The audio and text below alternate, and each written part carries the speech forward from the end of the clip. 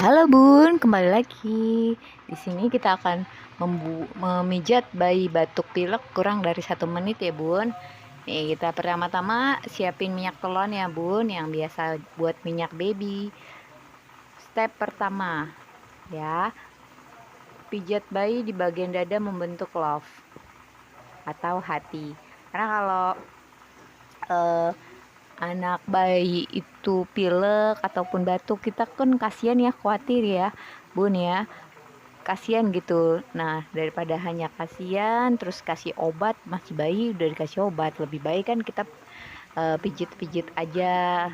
Nah, sekarang step yang kedua yaitu arahkan tangan kiri dan kanan menyilang seperti gambar yang ini ya Bun ya. Beberapa kali dilakukan supaya si baby juga nyaman ya Bun, dan minyak telurnya juga hangat gitu, dia pernapasan juga enak. Dan yang step ketiga yang terakhir, dari atas hidung turun, nanti dari atas hidung turun, tarik sampai ke belakang kuping, ambil dari bawah kupingnya ya. Seperti itu diulangi terus menerus ya.